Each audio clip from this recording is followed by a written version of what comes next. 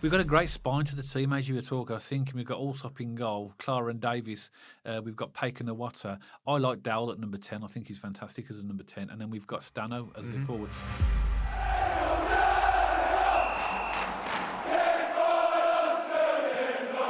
So welcome back to BCFC Royal Blue. And in this podcast, a little bit different because we've got that little bit of a break in the fixtures, the international break. Me and Dad have a little bit more scope and chance to talk a little bit more widely about the Blues team and various other topics. So in this video, we're going to be talking about what areas we think Birmingham City could improve on in the summer transfer window in order to make us competitive and an even stronger and better squad next season. Now, we can all agree last summer, I think certain transfers took us by surprise.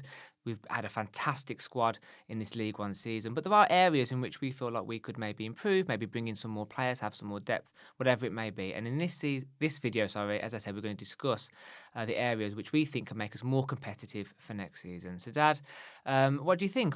Is there any areas which are screaming out for you for Birmingham City in which we need to sort of improve on for next season? Yeah, I think all Blues fans will know from what they've seen this season that there's bits that we need to add to the squad to make those improvements. So I think we can just talk about different areas of the squad. So I think we agreed that we're going to pick three areas that we think could be or need improvement for next season. So let's not discount the fact that our League One season has been fabulous. We've had a great investment in the summer, as you mentioned.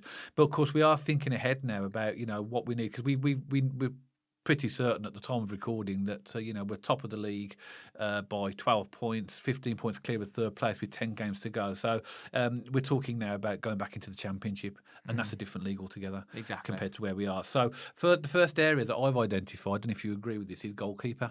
Ryan Allsop, I think he's our nailed on number one. I think he's obviously a Championship goalkeeper. We got him from Hull City. He played virtually every game for them that season before last, so we know that he's going to be fine. He will be our number one, I'm pretty sure.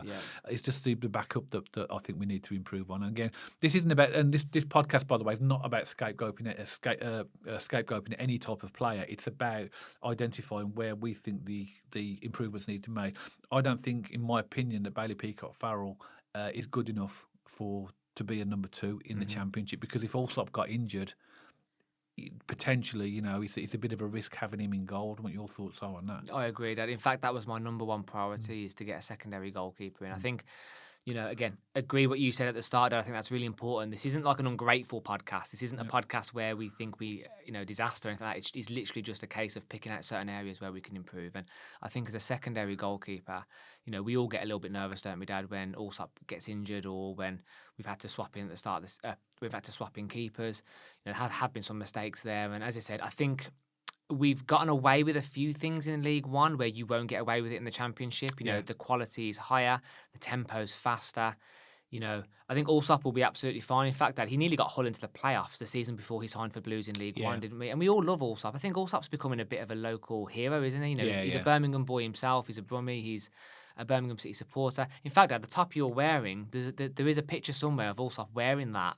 At one of the games. It might have been he had a Premier League top. I think he was at a Premier League game or something. He's in that top himself. So he's a local lad. Love Allsop. No doubt he'll be fine in the Championship. Completely agree about a secondary goalkeeper, Dad. I think that's borderline my highest priority. Yeah, I think we obviously the Blues recruitment team tend to shop globally now, don't they? So we can think of goalkeepers that we've seen and that we might fit in not quite nicely, but we're in League One at the moment. So I think back to the Lincoln goalkeeper George Wickens, and I think he would potentially be a good. But I think we might look at maybe Championship or even Premier League clubs now for players, and also Sam Tickle as well. I think he's a good goalkeeper at Wigan. So there's some good solid young goalkeepers. I don't think Bradley Mayo is just ready yet to take that step up. I think maybe in the future.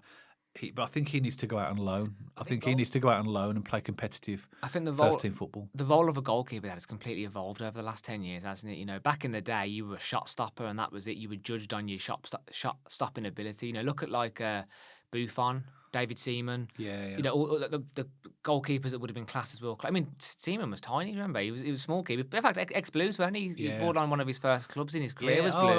I remember David Seaman at the Blues. And those keepers were just world-class shot stoppers, whereas now you have to be technical at your feet as well, don't you? You have to be able to distribute, you have to be able to pass out from the back. In fact, you're where the attack starts as a goalkeeper now. Quite literally, if you're playing out from the back and trying to break the press, it starts with you. Yeah. And I must admit, I'm the younger generation. I still haven't adapted to playing out from the back. It still petrifies me from time to time. Well, I think we've got way better at it at Blues this season, Dad. But the fact, if anything happens to Allsop, the nerves we get as a fan base, I agree. We need a secondary goalkeeper. Yeah. Shall I bring us on to my second area? Yeah. And I think this is key, Dad, because we've seen quite a lot of change over the course of this season. I think we notice a difference when we are transitioning in the attack, and I think we need a really, really good number 10. Oh, okay. I think we need a really, really good attacking midfielder. And again, these are elite players, Dad. So please do not take this. I want to get these players. But, when you look at Phil Foden at Man City, when he's in the number 10, I know he plays out wide as well. Morgan Gibbs-White for Nottingham Forest, they are class. They open up defences. They're quick. They're tricky. They're arrogant. They've got that kind of, they don't care. It's such a good attribute to have as a number 10. You just confidence. Yeah. And the ability, most importantly than that, the ability to unlock teams. And when you go on the transition or when you break the press, you want someone that's going to carry the ball at their feet for a little bit and have that pace and not turn back, not go sideways. When a good number 10 gets the ball and they drive and they're creative when they drive as well. And in my opinion, I think we're really missing a good number 10. Don't get me wrong, we have decent players that can be number 10. Williamson, when he's in the 10, I know he's not firing at the moment, but he has been good. But we've seen quite a lot of change, haven't we? We've seen Luke Harris in there. We've seen Dowell in there. We've seen Alfie May in there. We've seen quite a lot of change in our number 10 over the season. And that, to me, tells me that we haven't quite got it right in the number 10. And I think we feel that when we go on the transition especially. So for me, goalkeeper's number 1, Dad. I completely agree with what you said. And I think a really creative, aggressive number 10 would be good. Yeah, I think you're right. I think the what we do need is pace. Like you said, we need more pace up front. We have got pace with the likes of Keshi, Stano. He's obviously got pace, but there's not enough support pace when we are in that attacking final third. I think we need a number 10. I like Dal as a number 10 myself, and I think he's creative. And I think with more dynamic players around him, I think he's going to give him more options. I quite like Dowell. I hope we sign him permanently. I like Dowell. I hope we sign him permanently because obviously he's on loan at the moment. But I think he's made a massive difference to us. But I think what we need in those attacking areas, we need a naturally left-footed, pacey winger, left winger. I mean, Hansen is currently filling that position mainly, but he's right-footed. Yeah. But we need a left-footed, someone who can really surge and go through with the ball. It's funny though because you've just ticked off my final one. So I've gone secondary goalkeeper, I've gone a beast of a number 10, and I've gone wingers as well. Yeah. And I agree. And again, I'm referencing people from last season. I'm not saying let's get these in, but in the Championship last season, Dad, 2 wingers which really stood out for me were Somerville at Leeds. He's quite a small player, but it didn't matter. He was aggressive. He tracked back as well quite a lot. As in, when I saw him Leeds against Blues, he was a really good player. Yeah. And like Jonathan Rowe at Norwich. Do you remember Jonathan Rowe at Norwich? He went to Marseille. He did. I mean, there's quite a bit of controversy around him. But I'm just referencing players that I liked when we were in the Championship last season that I thought, oh, they're great. This season, if we're going to reference... the guy from Peterborough, Poku. Poku, yeah. Those kind of players that are fast. Ricky J. Jones is a good. I tell you who I liked as well, who was a really fast and really solid physical player. I like that John McAtee as well from Bolton. He's a physical type of player, but we just need more dynamism in that final third. And I think that sometimes when we get the ball on transition, because we haven't got that pace, we haven't got that level of progressiveness at the moment. I think it stifles our attack. Yeah.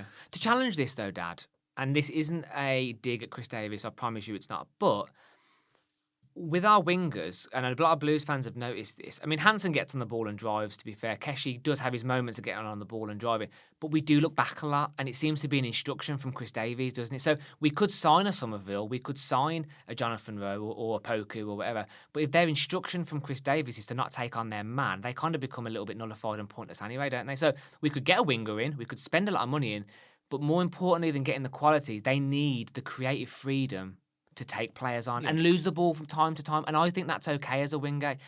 I think I've said this on a podcast before, Dad. If you're a winger and you get past your man 7 times out of 10, but you lose it 3 times, that's an occupational hazard of being a winger, and you're going to lose the ball from time to time. But those 7 times they do get it, we create a scoring chance. Yeah, exactly. And that's the balance. And I think that's the key to getting a good winger is, fair enough, Chris Davies has his principles. We have to respect that. He's our manager. But a good winger and a good number 10, they need a bit of creative freedom to take their men on, try some risky passes. If we lose it, that's fine. And then we go from there. But for me, it's a balance of getting a quality striker or forward with pace and dynamism and allowing them the freedom to do it as well. We need more support for Stano, don't we? Because sometimes he don't get the service he should, and I think that's a problem. But I think Chris Davies' style of play at the moment is based upon what he's currently got and where we are and the type of opposition. So I think that will change in the summer. Yeah. So I do think that I wouldn't mind seeing another like we said, a left winger as well, a really fast, pacey right winger. Both wings. Yeah. And that's not disputing the fact that we've got the likes of Keshi and Emma Hansen, but moving forward, we're gonna need some real pace. I mean, when I'm talking about real pace, do you know those bursts when Laird gets forward, when he bursts forward? Those are the type of players we want in those forward positions to actually sort of get the ball across. So I think we both agree we need more. We need to be competitive. We've got to have more pace in our forward positions to get them. So we talked about the goalkeeper as well. So now that we kind of covered a key sort of areas and positions. I mean, if you wanted to talk a bit more specifically about an area that you thought, if there's somewhere in the defence you think or midfield, I mean, please go for that now if you want to. But I think because we've covered like a bit of an overarching key areas, if you want to break it down a bit more macro now, go for it. Well, I think obviously we spoke about the goalkeeper, we spoke about the forward area, so let's talk about the defence because that's an evolving part of our squad. Now, clearly we know that we've got Clara, who's going to be nailed on, I think, to start. Ben Davies is currently on loan, don't forget. And would you like to sign Ben Davies? Yes, I would. I think he's been brilliant. He's been solid. He's made such a difference since he came in. He's 31 years old, and so people might say, he's coming to the sort of the latter parts of his career. But from what I've seen in League One, I don't think he'd have any problem with a couple of seasons in the Championship. But also, don't forget, we've got Phil Neumann coming in. He's already signed on a pre-contract agreement. So you would suggest that maybe Ben Davies might think, well, am I going to get as much football now? Because it could be to him, he might think, well, I might be able to get first team football somewhere else. Yeah. So I would like to sign him, but I'm not too sure whether or not he actually wants to sign permanently. We'll have to see. I think we need more cover in the left back position as well. I mean, I don't know what's happened to Myung Jae Lee. We haven't even seen him since he came in. Obviously, I know that Chris Davies said he was having a mini pre-season. And that he's sort of coming towards the latter part of his career as well. So I think we've got Buchanan as well that will come back when he's returns from his really, really bad injury. So we have got players in there, but to me, I think defensively, I think it's been one of our strongest parts of our team this season. I was going to jump in, Dad, and say the defence is probably the strongest part of our squad, in my opinion. Cochrane is class. Clara, Davies, and Laird. If we're going to pick our first starting 4 at the back, isn't it? Would you agree on that? Cochrane, Davies, Clara, and Laird. If they're all fit, that'll be the first choice. A fully fit, firing back line, and I think that's great. I mean, it's no coincidence the amount of clean sheets we've kept since the Shrewsbury game, since Chris all the Davies are confusing me. Since Chris Davies made all those changes, and I think we have a really good balance because Cochrane's good on the ball, but he's aggressive and can hold back. You've got Clara's Clara. You don't need to say anything about Clara. He's just an absolute animal. And Ben Davies is the same. Ben Davies gives you the no nonsense element, doesn't he? I think Clara's like the beast, the physical beast, and Ben Davies is the get rid. No nonsense. I'm getting rid of it. I'm clearing my lines. And then Laird gives you that pace as well. Yeah. And he can defend decently as well. I think we've seen a different player in Laird since Christmas, haven't we? He's been absolutely fantastic. We've seen our strategy change a little bit. I think I'm noticing Allsop playing Laird a bit more since Christmas. So we have got that in our arsenal as well. And I think they work together. So when Laird goes high, Clara covers quite nice well. For me, I have no worries with the defence, in my opinion. I think we will have to see maybe, next season and how the players react with playing better teams, better players, and see where they are. But I think that's probably an area where I think there will be 1 or 2 tweaks made. I mean, they've already made a tweak with Phil Neumann coming in, and obviously don't forget we've got Dion Sanderson to come back, who's going to be sold. I'm pretty sure he'll be sold probably in Derby with John Eustace, but. it's an area where I think we've got a great sort of base now to move forward, and maybe there'll be 1 or 2 changes. I mean, Grant Hanley's on loan as well, but he's getting very little game time. So whether they and that was only Yeah. until the end of the season. That So was only a short-term thing, though. yeah, Just to get us I over the line say for cover, wasn't it? Young Jay Lee as well. I mean, we've not seen him, so we can't even judge him at the No. moment. So I think that there'll be maybe 1 or 2 little changes in there, but overall, it's probably the position on the pitch I'm least worried about. I agree. Because of what we've already got. So Yeah. yeah. So And- any other areas that you think? And the sixes as well, Dad. I think they don't worry me at all either. I think the defence will be fine, in my opinion. I mean, it's hard to judge, isn't it? Let's see what it's like next season. It's hard to judge right now, but I think also Paik and Iwata in the sixes, Dad. I think they're absolutely fine. I think they are great players. It's hard to judge 100%, but I think they're high-end championship players. Iwata and Paik, I think they're both outstanding. I think they both complement each other really well. I think the last couple of weeks we've kind of had a bit of an underwhelming in the midfield, but they're tired. Yeah. There've been sort of a few little moments of sloppy passing. I mean, they haven't had horrendous games. I'm just noticing a little bit of tiredness in their legs, but that's natural for any footballer. But overall, a fully fit Paik and Iwata, firing on all cylinders. Yeah, Brilliant. They're a good midfield. We got Mark Leonard as a backup as well. We've got a great spine to the team, as you were talking. I was thinking we've got Allsop in goal, Clara and Davis. We've got Paik and Iwata. I like Dowell at number 10. I think he's fantastic as a number 10. And then we've got Stano as the forward. You're right. I think that that's what you need. You need a good spine. We've got that. We just need to work around that now.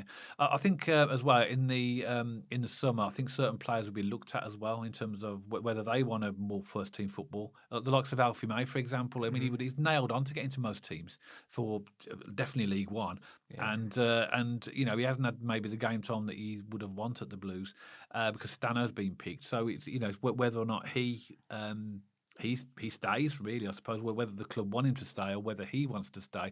But I think he's a player that we'll probably have to maybe think about because he's 30 odd, isn't he now, and he's obviously wants to play as much football as he can. Yeah. So I do think in the summer that I think some players will be looked at in terms of how effective they are and whether they want to stay. So that's why I think we're going to get these surprises. And are they capable of making the step up? Yeah. League One to Championship's a big step up, and Championship to Premier, it's always a step up, isn't it, when you move up the league? So, and it's a different style of football which doesn't complement everyone's skill set. So I think you're right. That I think we'll see. Not an overhaul. That would be a drastic statement to say. I think we'll see. Well, how have you phrased it? Some surprises. I think there has to be because we are making the step up now, right? So some of these players there's going to be questions asked about, okay, we've done this in League One. Are you capable of it? And I think the club have to be really ruthless about it as well. And there might be some decisions made that might raise a few eyebrows. But I think if it's for the betterment of the squad, and I do think we need to sign better players in certain areas, like we've already mentioned. That's the only way you're going to improve. Exactly. Which means that the downside of that for some players means that other players are going to have to go. And I trust Chris Davies. I trust the club and the way that they're moving. And I'm looking forward to seeing what happens in the summer now. Yeah, same here. Yeah, no, it's exciting times, Dad, and I think no expense will be spared either. I think if Wagner and Knighthead want a player, they'll go get the player. Yeah. And I think we've been hamstrung a little bit this season by being a League One team. I think we would have got a few more transfers through the door as a Championship club. I think you said it earlier, Dad, you're more desirable to go to, aren't you? Yeah. Even if we can afford in League One to pay better salaries than Championship teams, some players want to play Championship football. It's as simple as that. And that's the reality of being a League One team. You can't attract the players you sometimes can. Yeah, in but the I would say to that as well is that you look at the players we've attracted in League One. Oh, it's no. staggering. So imagine we're in the Absolutely. Championship. So if players want to come to us in League One, you're going to get even more players that want to come to us. 100%, yeah. Because of what's going on at the club as well. We're a progressive club. We're moving in the right direction. I think players are going to want to come on the journey with us, and that's the big difference. And I think, but what they've done to the players they've got in League One, it's fantastic. It's staggering, really. That these I'm not players have complaining. played in League One, but Yeah. But yeah, no, I know you're complaining, and it's a good observation. But I just think that we're going to be much more attractive to players in the Championship. But as always, Birmingham City supporters, we would love to hear from you. Please let us know your thoughts in the comment section below. Do you agree with some of our observations? Do you think there's areas which we've missed? What are your thoughts when it comes to the summer transfer window? Do you have your eyes on any specific players? As I say, let us know your thoughts in the comment section below, and we'll get around to that as quickly as we possibly can. And give us a thumbs up if you like this video. As always, it always helps with the algorithm. Please give us that thumbs up so we can keep delivering and getting you the best content we possibly can. And if you haven't already, please subscribe to our YouTube channel, and also check us out on our other social media channels as well. We have an X page, we have an Instagram page, and we're also on Spotify now as well, if you'd like to listen and watch your podcasts over there. And coming back to YouTube, if you want to be notified, please press that bell notification so you get notified every time we post. And myself and Dad will see you on the next one, all about Birmingham City.